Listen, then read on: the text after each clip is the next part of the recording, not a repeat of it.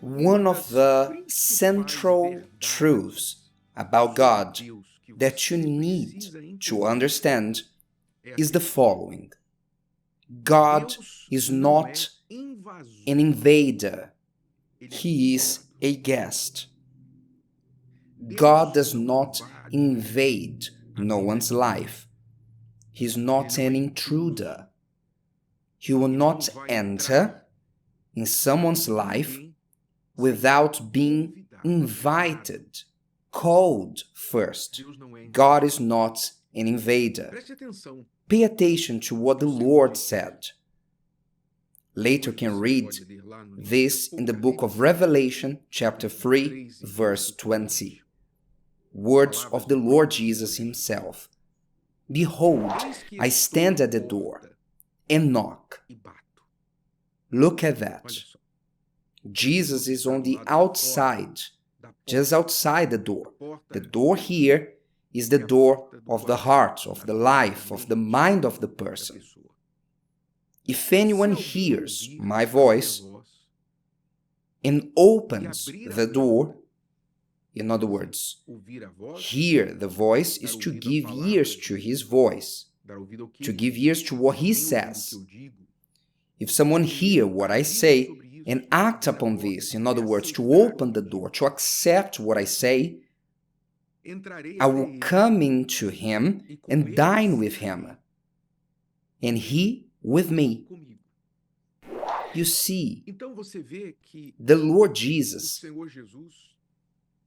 is waiting for people to hear his voice and open the door of their lives and hearts to him so that he can enter and have communion and share with that person what he brings. He won't enter through the window, he won't open the door by himself, he won't invade.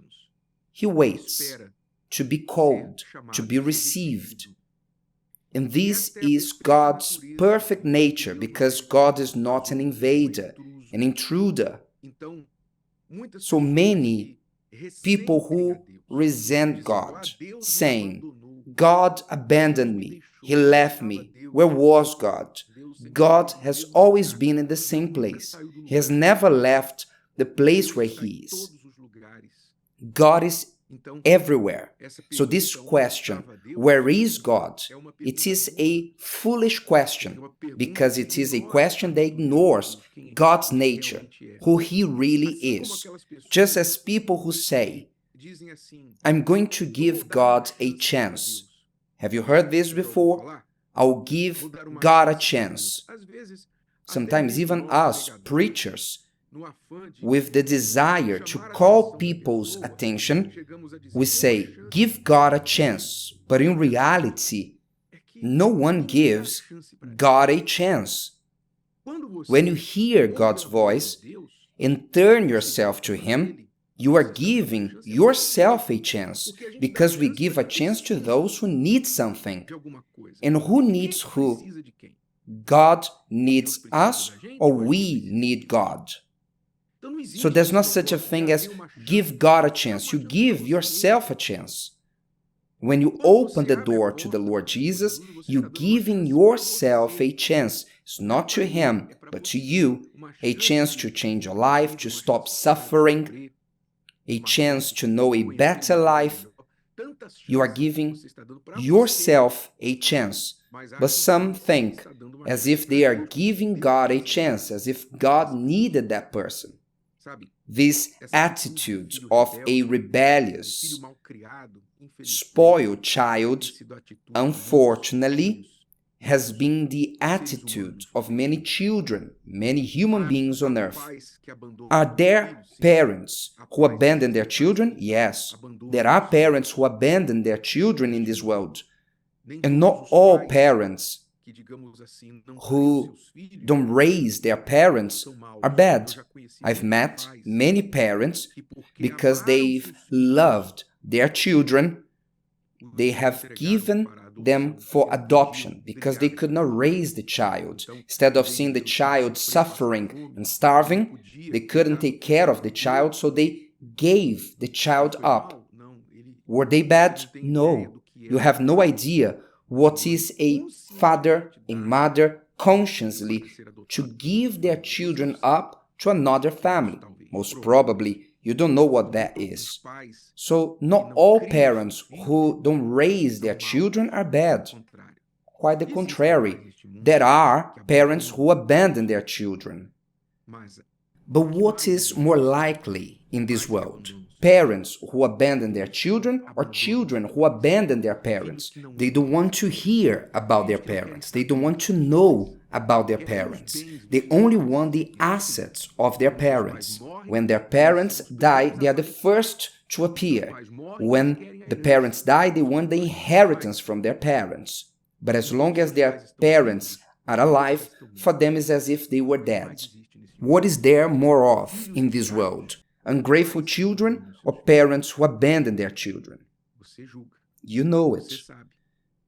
The human being, in a general way, can fit in this criteria of a child who abandoned their parents, don't listen to their parents. And when everything goes wrong, they look up to heaven and say, "Where were you, Lord? Why haven't you heard me, seen me? Why am I in this situation?" Listen to me, you child of God, if I can call you a child of God. Because a child of God are those who were born of God. But let's leave this on the side for now. Let's use the popular saying, you child of God, who are suffering in disgrace, in a miserable life, and you are complaining that God has not helped you. Learn that you are in this situation, you child of God, because you haven't opened the door for God. You left through the door. You left the house of the Father. You left the Father's house. You did not listen to the Father's voice. And you did what you wanted. Wasn't freedom that you wanted? Then you got it. Today you are free. You are free to suffer, free to make bad choices, free to live the life you are living in that you didn't want. But freedom does not only come with good things. Freedom gives you freedom to suffer. People think that freedom is only to do what they want. No, freedom is a package. In this package, you have freedom to do things you like, but also you have freedom to suffer, to lose. You have freedom to suffer everything that this world offers to people. This is freedom that God tries to free us from. The freedom that becomes slavery after a while. So you are there suffering and worried and saying that you are resentful, God hasn't heard me, He didn't help me, and then you blame your father, you blame your mother, you blame everyone, you blame the world, the government, you are blaming people because you are suffering. Once you only have one person to blame, yourself.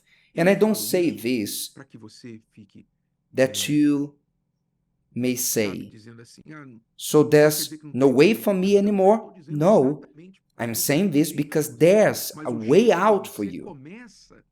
But it starts with you being humble and opening this door for God and giving yourself a chance to come out of this situation.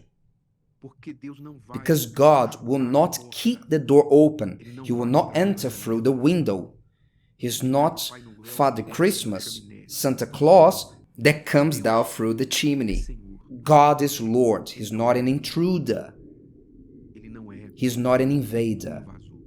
So if you want His presence in your life, it's simple what you must do. You just need to say one prayer.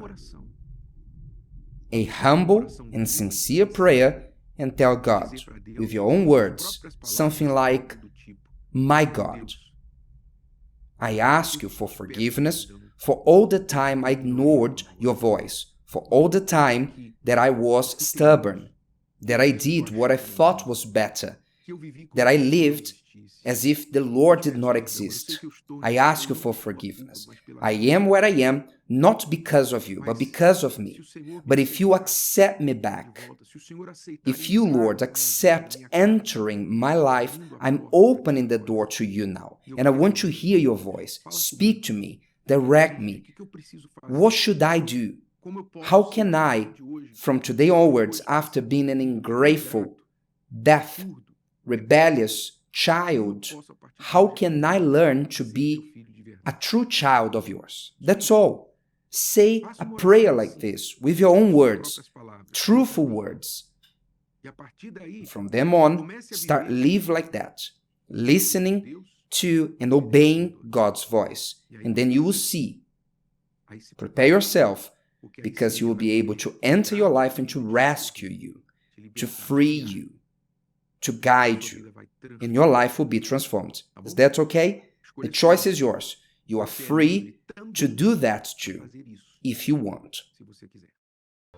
If today's video helped you and you know someone that could benefit from it, share it with them, and if you haven't subscribed to the channel, you may do so now. See you later.